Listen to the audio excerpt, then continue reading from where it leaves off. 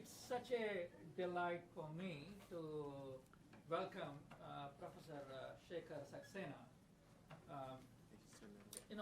He has a very unusual background in the sense that he's a doctor, a psychiatrist by training and practice, but he has spent more than 20 years at the World Health Organization in designing programs and policy making, because he was the director of mental health and substance abuse for the World Health Organization.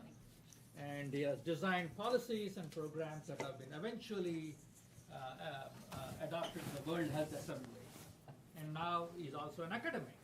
So rarely do you find an individual who has worn so many hats, published almost 350 papers, and he has led a number of initiatives globally on these issues. So I'm just delighted to have him here and share some of the work he has been doing globally, along with, I think, is Vikram involved in this particular one, Yes. Along with Dr. Vikram Patel.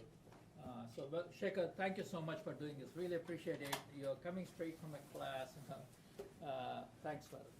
And so we will, as always, we'll do about 30, 35 minutes of presentation, and then we'll open it up for questions. I'm sure that.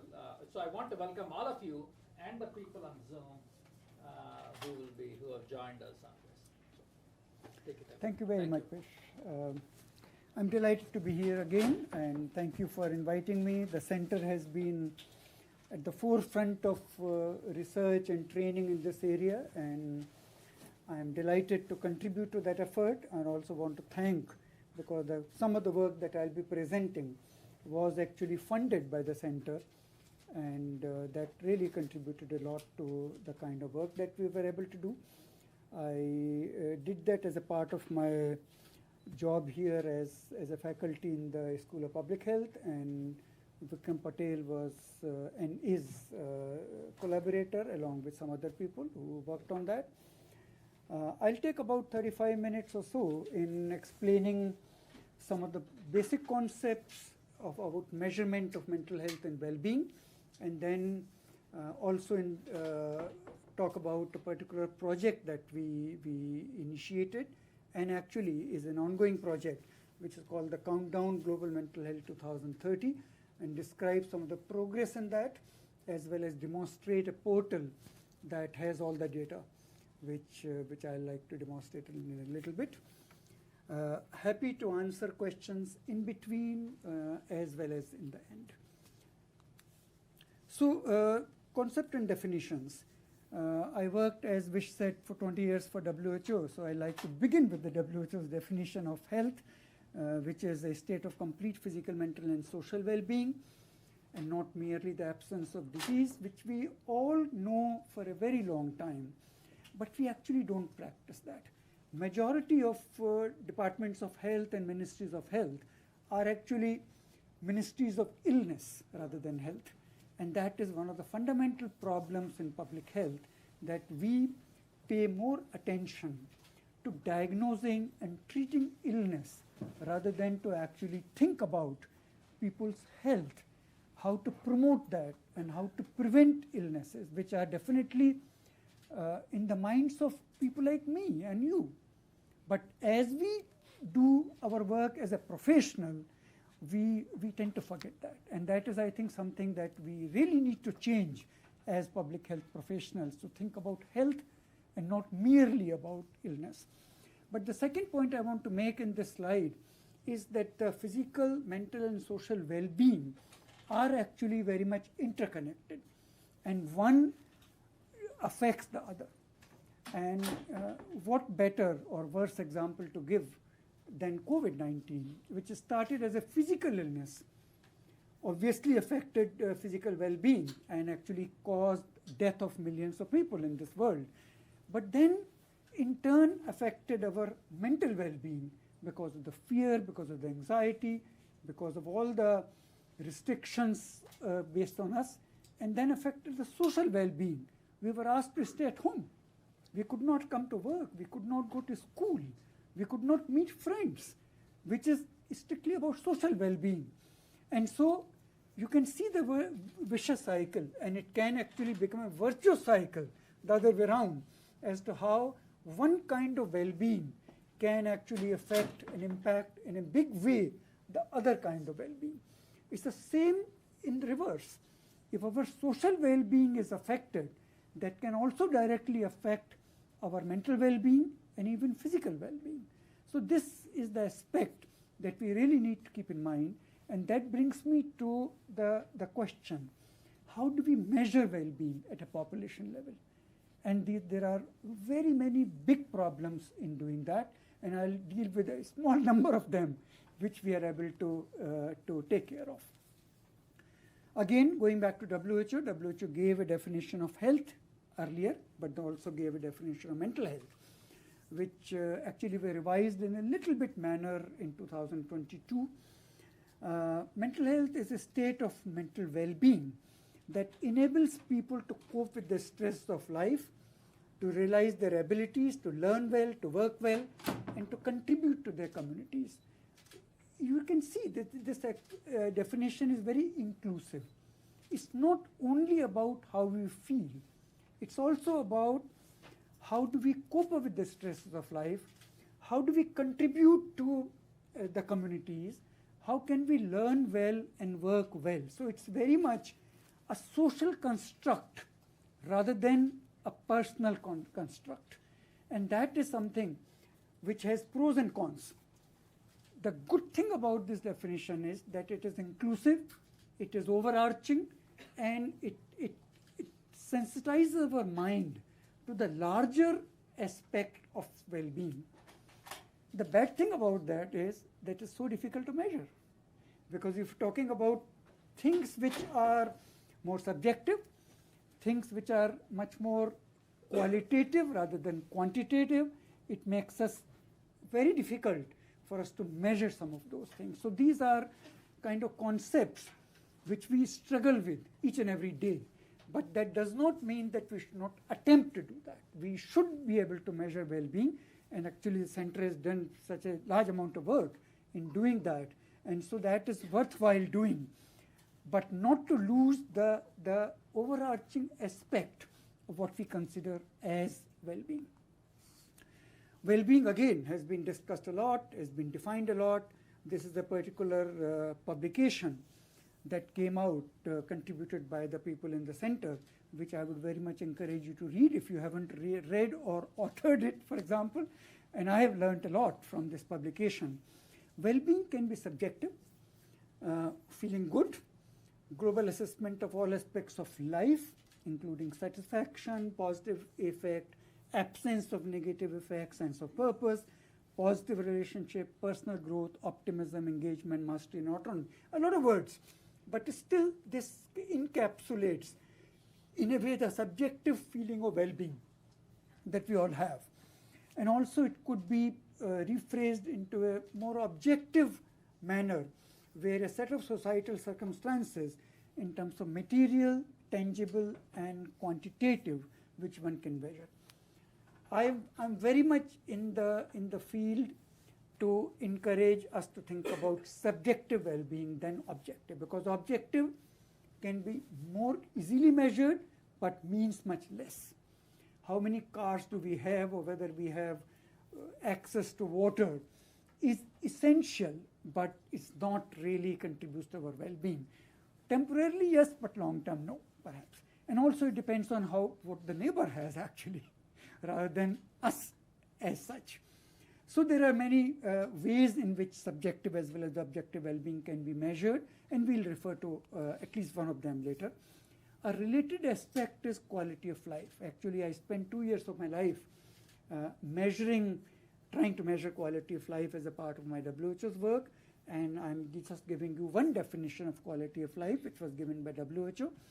It's individuals' perception of their position in life in the context of the culture and value systems in which they live, and in relation to the goals, expectations, standards, and concerns that we have. Each and every word is quite important.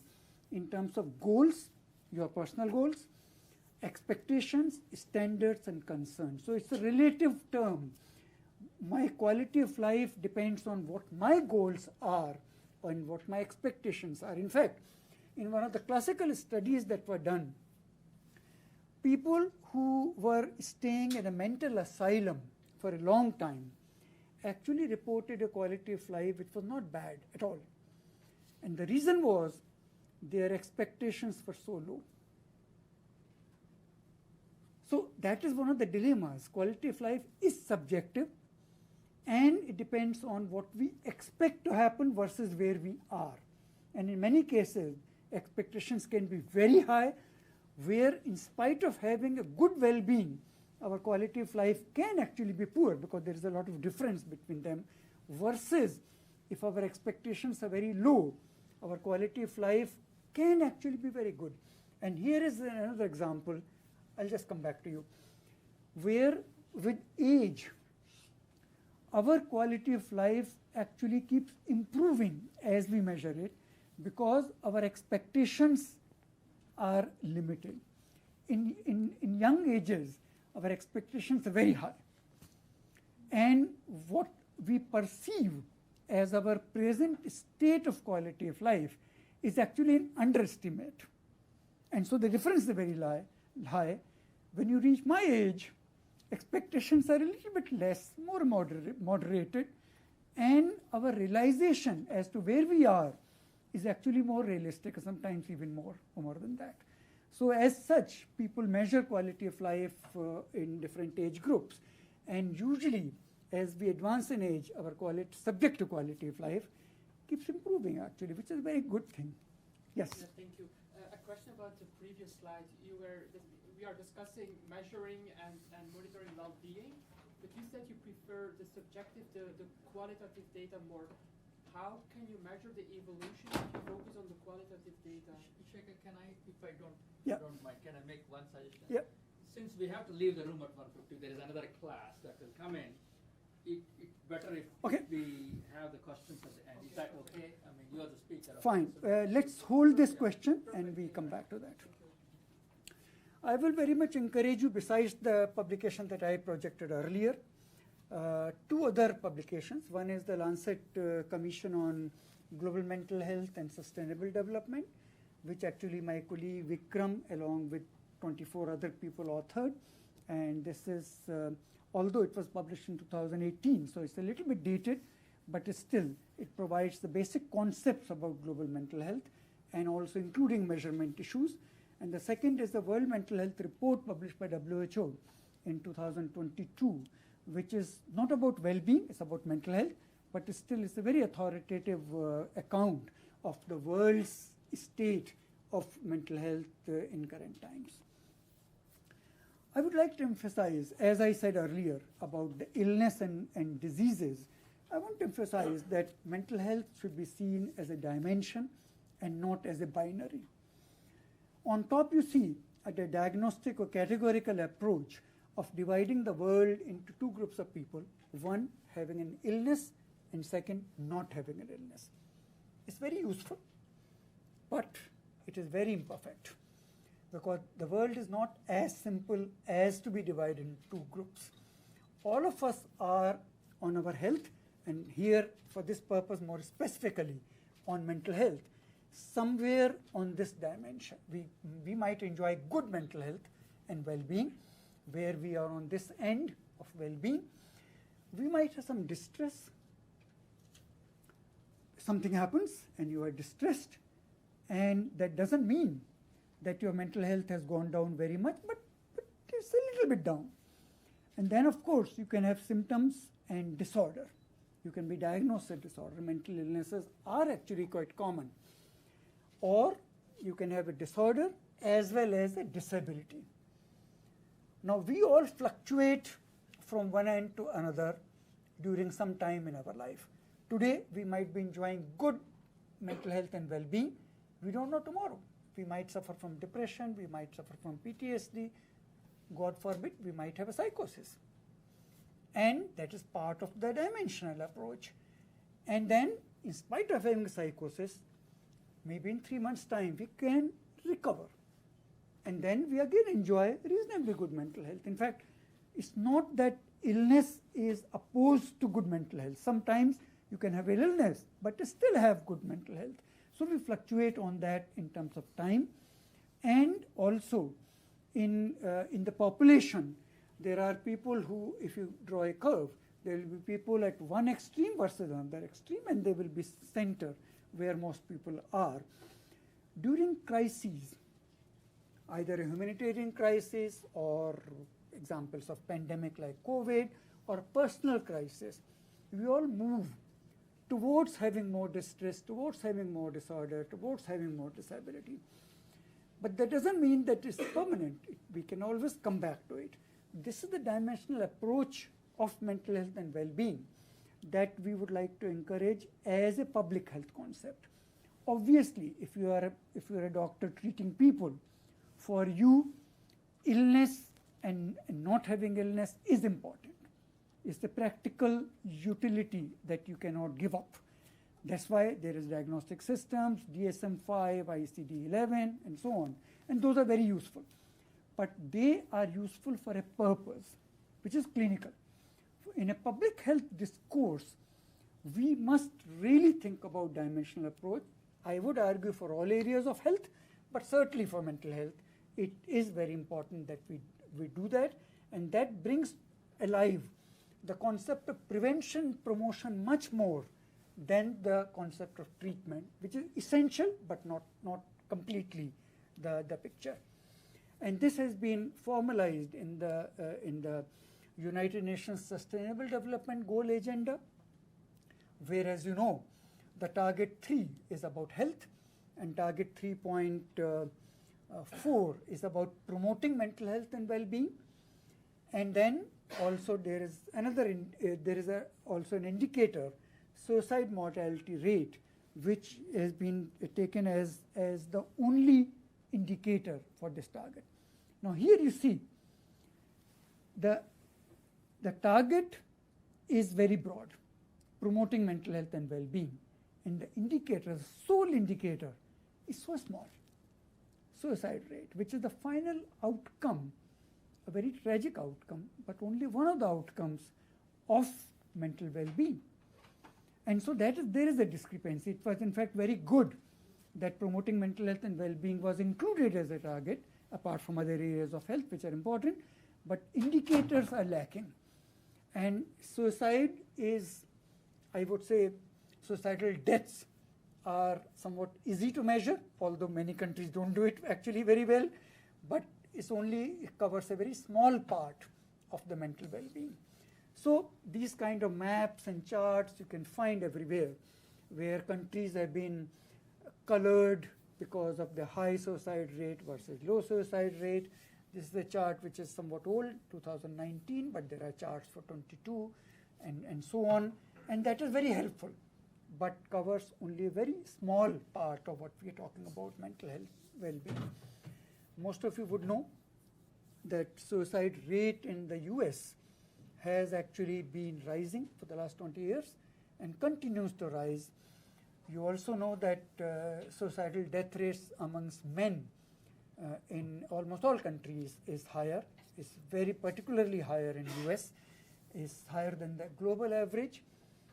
Although women are also catching up in a bad way with men on that. Women have more suicidal attempts, but they die less often in most countries, apart from some areas in China. That is true.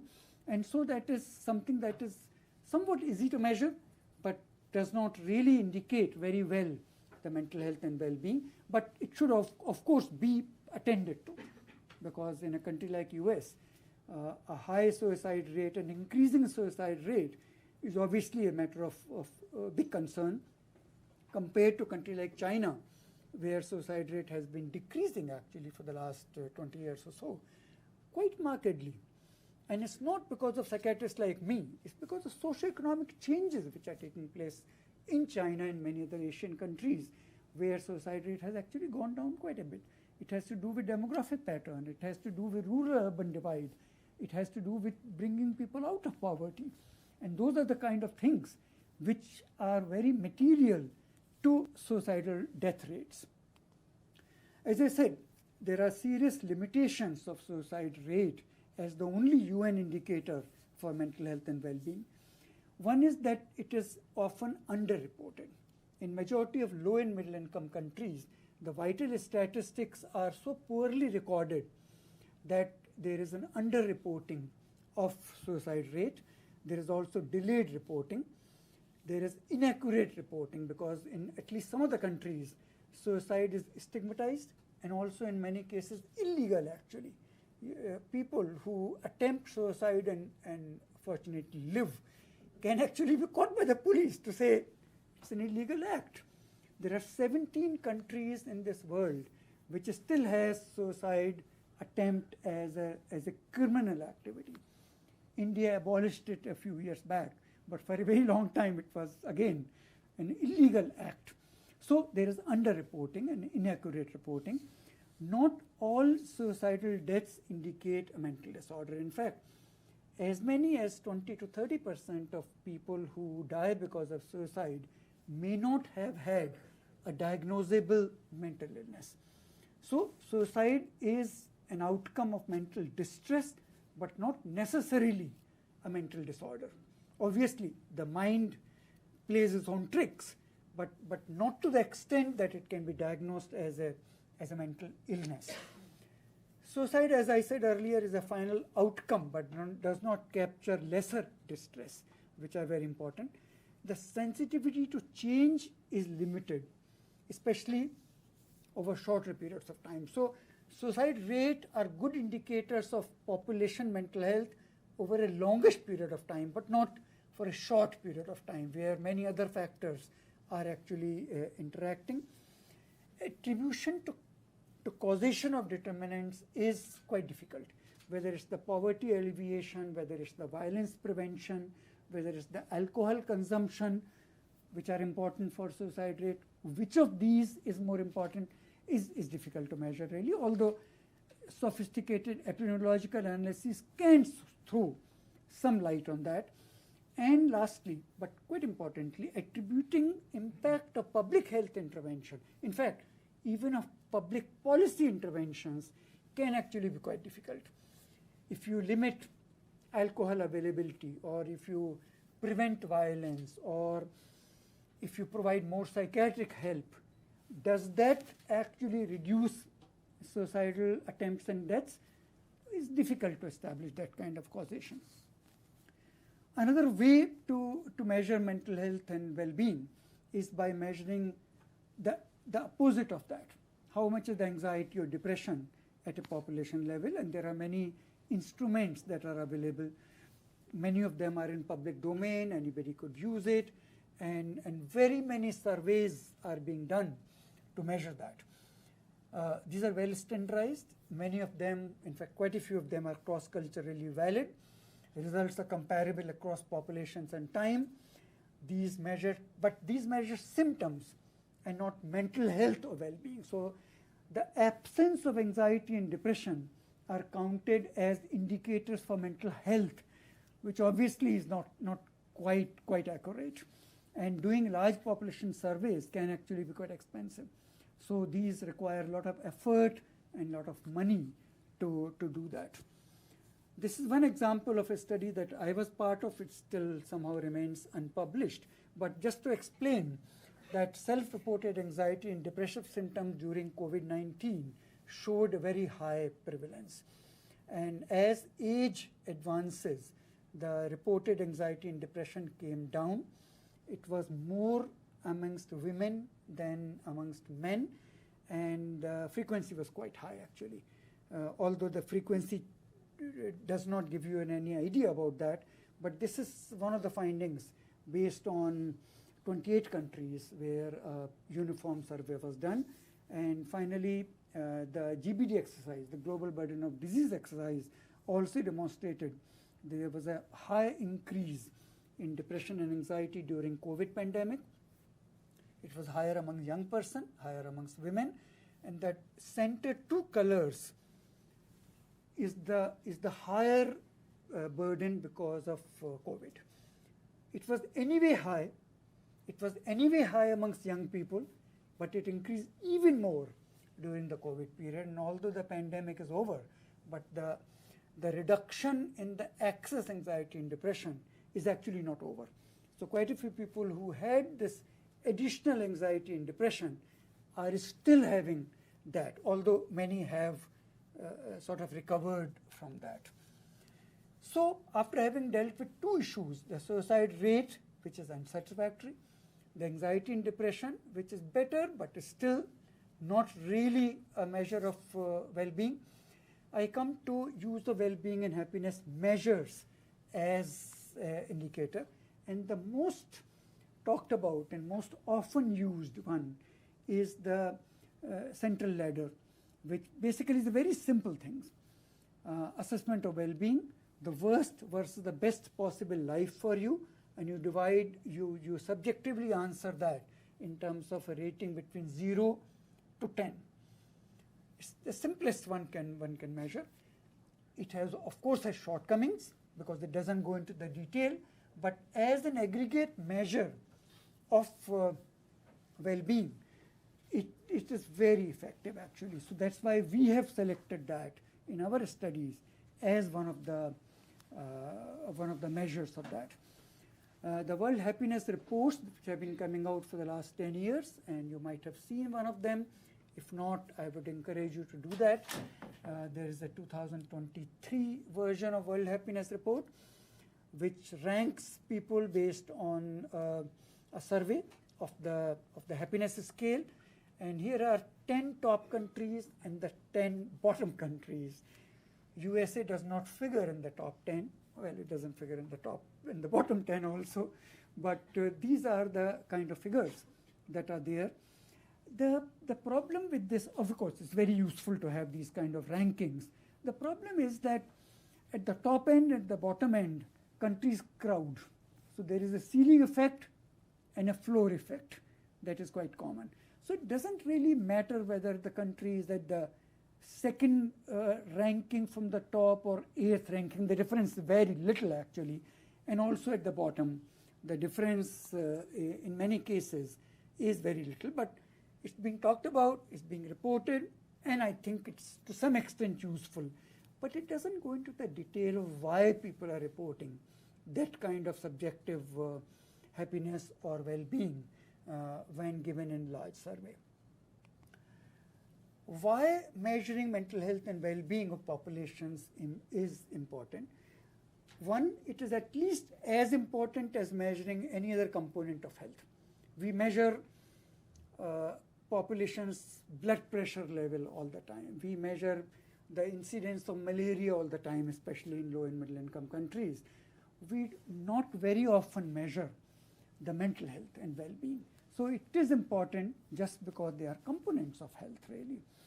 Measurement also gives the possibility to compare it across countries, across populations, and across time.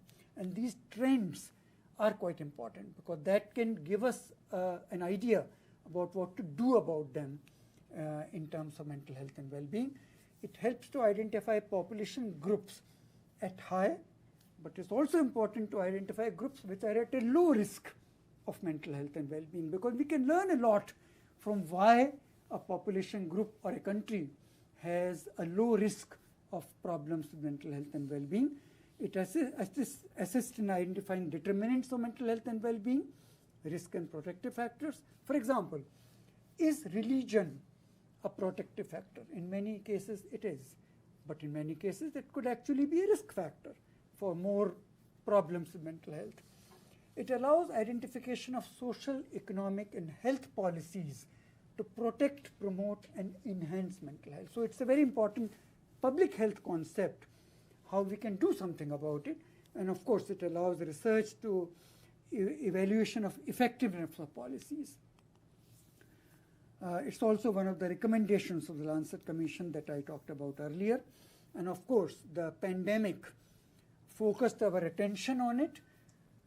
It is becoming a little less important now, although I would not say that the importance is completely lost, but there are many other things which are impacting us, for which it is important to measure this. Increasing inequities in the world, in most countries. We are becoming a less equity-based society. And that really is one of the reasons why we should be measuring mental health and well-being. Humanitarian emergencies are increasing.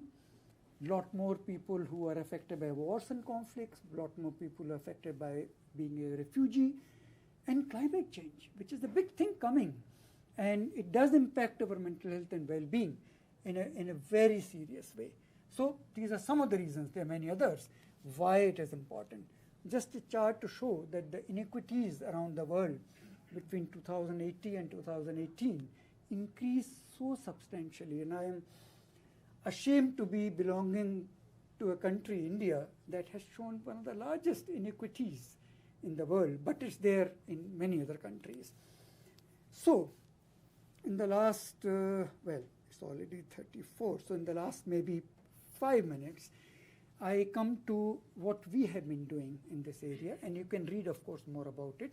It's the Countdown Global Mental Health 2030, Data to Drive Action and Accountability for Global Mental Health. There is a dashboard for all countries on where they are on mental health and well-being. It's aligned with SDGs. There are multiple partners, including big organizations like WHO and UNICEF, and also some civil society organizations. We depend on multiple sources of data, but all secondary data. We don't do any surveys. We just pick up data from wherever they are available. It's periodically reported, and it allows us to compare across time, across countries. We, as I said, have 5 core partners. We had 16 global expert advisors. We selected, after about 2 years of work, 48 indicators to assess at a population level and at a country level mental health and well-being. We had 15 data sources, and we had 193 countries where we did. These are just some examples of the components of the Global Mental Health Report. Last report was published in 2023.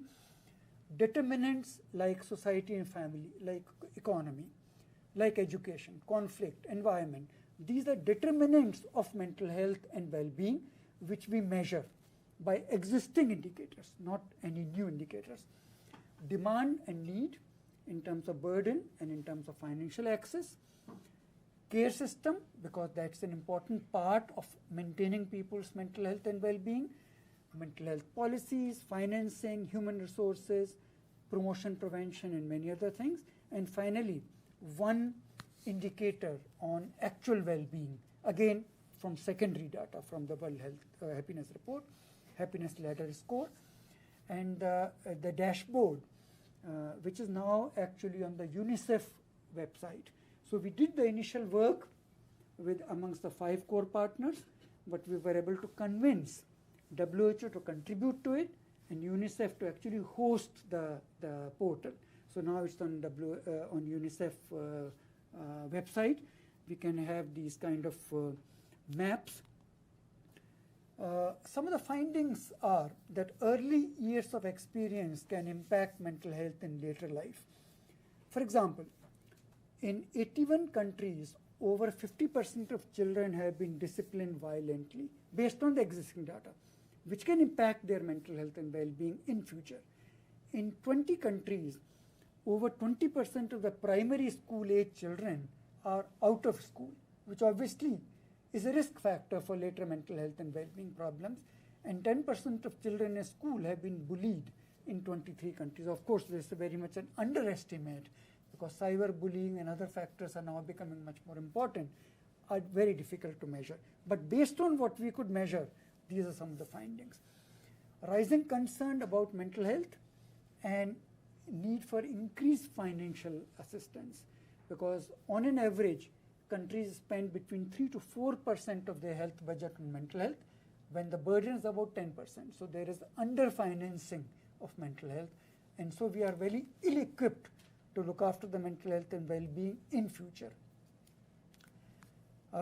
This is the dashboard. The URL is there, you can have a look.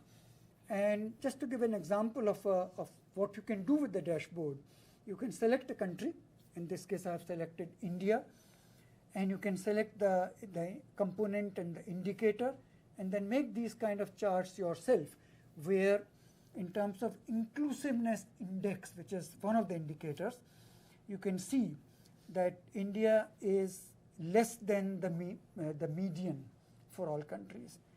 Obviously, India is not doing that well on that. It doesn't even have figures on the second indicator, which is percentage of children aged 1 to 14 who have experienced any violent disciplinary measure. It is again less on the proportion of women subjected to physical or sexual violence, which obviously is quite rampant in many countries, including India. And women, business, and law index, which is again one of the indicators, is also less. But in many countries, you can see the discrepancy. And this will allow you to see where the country is compared to other countries, where the country is as opposed to time in the past, as well as which component is bad versus which component might actually be quite good. So it allows you to measure some of these indicators over time and comparison. Finally, we have attempted this. We have a lot of data, but data is incomplete still because we don't do our own surveys, so we depend on the data that are available. No specific report on mental health has been produced over the last 2 years in over 60% of countries. Over half the countries are unable to report how much they spend on mental health. And only around 41% of countries have good quality data that can be used to estimate suicide rate, which, as I said earlier, is one of the easier things to measure. But even then, many countries do not have good statistics on how many people die because of suicide, really. So the recommendation from this work, which has been done over the last about 4 years, is that regular collection of data at a national level is vital for measuring the population level mental health, and more complete reporting to international organization is very important. And validation of mental health modules and strengthening of vital registration system are absolutely a must as we go forward. And in terms of policy, although I said data is incomplete and is inaccurate, but still, policy needs to take account of those data and then make policies within the public policy as well as health policy so that we can decrease the risk factors, we can increase the protective factors, and we can measure mental health and well-being for the whole country, but also within subpopulations, which can give us a handle on what to do about that, really. So those are kind of things that are there. The strength of this exercise is that it covers all the countries. It is evidence-informed, although not completely evidence-based. And expert consensus has been driving the indicators. Use of secondary data, so it's less burdensome. Integration of well-being indicator. Regular updating, and includes big organizations like WHO and UNICEF as core partners. But the limitation is there is no independent validation of the data and no within country variations, because country is a unit for this kind of data. So within country variations are very large, but are unaccounted for in this kind of exercise. I thought I will demonstrate the dashboard, but maybe we don't have time for that, so I'll encourage you to go and play with the dashboard and see what are the things that you can perhaps use for this. So thank you, and I stop there. Let's take maybe 3-4 minutes for questions. And I know I cut you off, so No, that's maybe I'll fine. give you the first opportunity. So we were talking about measuring well-being, and you said that qualitative data is often more powerful because it tells stories. I agree. But if you want to measure, isn't quantitative data, numbers, more interesting to see if the implementation, the policy works? I would say both are very important. In fact, in the portal that I just now demonstrated, almost all indicators are quantitative, actually. So although some of them based on surveys, which, for example, happiness index is by actually asking people where they are. So at an individual level, it is a subjective reporting. But at a population level, we can then measure and distribution is done. I would say both are very important, actually. So quantitative data is important for comparison, and qualitative data and subjective data is very important for stories which are of course very important. It's easier to do quantitative, it's more burdensome to do qualitative, but both are very important, I would say. Thank you. I love looking at the sort of maps and comparing countries. I've already been on the dashboard, that's really fun. But one thing I always wonder when I look at those things is, do we actually adjust for anything to allow for comparisons between the countries, or do we just take raw data and say this is what it is? Because when we look at those list of countries, with the highest happiness, lowest happiness, the conclusion is money buys happiness to a certain extent, because you sample from populations which are just so socioeconomically different. So I just wanted your thoughts on that. In most of the work that I have presented, the adjustments are not done actually. So that's a limitation of that. It's also a limitation for the happiness index. But on the other hand, I would say that when people are reporting their own subjective well-being, they're comparing themselves with people around them. So there is some kind of self-correction on that. When you're asking a person in one of the villages of Tanzania, that person is reporting based on his or her surroundings and community. They're not comparing themselves with the person living in Chicago. So there is some self-correction, but obviously it is very inadequate in doing that. And the second point, which you already referred to, is that money can buy some amount of happiness, but there is a limitation. At the lower end, if you're very poor, your well-being is poor. And any incremental benefit on your income has a very large impact on your well-being. In the middle, it has a slightly less impact, and at the top, there is hardly an impact. So there is a certain amount of resources that you need for you to be reasonably contented with life and having good quality of life and happiness. But after some amount, it doesn't add anything actually. And that is one of the features which is very important for public policy, to bring people out of extreme poverty, which is the goal for World Bank, is very important. But after that is the other things which are important: decreasing violence, decreasing the other risk factors like joblessness and other things, which again become very important for that. So it depends on where you are as a community, as a country, as to what will be the most cost-effective method of increasing mental well-being. Some countries have actually experimented with having a minister for well-being. And that minister's role is to look at all of this and say, what can be the best outcome of the government's policies on improving well-being? Some of the experiments have actually not succeeded very well, but it's an attempt to focus attention on this area. Yes, please. And then Mr. Yaroslav, now listening and chatting from Dana Public Cancer Institute. Thank you very much for the great presentation. At the beginning of your presentation, you reminded us about the definition of health, of the good health organization. This is complete physical, mental, and physical well-being. But how about spiritual well-being? Even you indicated later on about the value of spirituality, belief system, and values. Why they are so resistant, the great reservation, even to use that word spiritual? I'll give you just one example. We are taking care of cancer patients, and my colleague, Tracy Bogwani, doctor, she conducted a survey among cancer patients, and more than 75% of cancer population, they indicated that spiritual care is one of the most important care. Why there is so reservation in medical community just to name? Don't let me go there.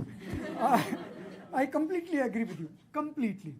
In fact, during my work in WHO, I was one of the persons who focused attention on spiritual dimension of quality of life. And if you access the WHO's quality of life work, which I have provided a link for, you will actually find a spiritual domain in the quality of life, but not in health. And several attempts by WHO to include spiritual dimension within the definition of health have actually not succeeded, because many countries were totally against it. In fact, so much so that if you read the quality of life work, you will find a domain which is called spirituality, religion, and personal beliefs, just to decrease the resistance of countries to talk about religion. They don't want to talk about that. But even then it did not succeed to push it to the level of definition. Remember, this definition was constructed in 1948 and has not changed since then. But several attempts, including one in, I think in 2080, failed to put spirituality into that, because countries just could not agree on the definition of spirituality to be included. I think it should be included, but not you decide, not I decide, the countries will decide. Maybe we'll call it a time. I know you want to hang around, we have a lot of questions, but we'll bring him back. So let's give a hand.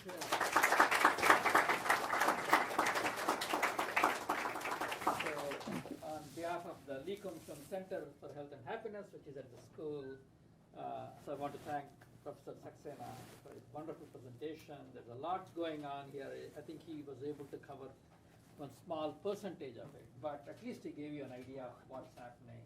So thank you, Shekhar, for coming and doing this. And any of you interested in knowing more, do write to me.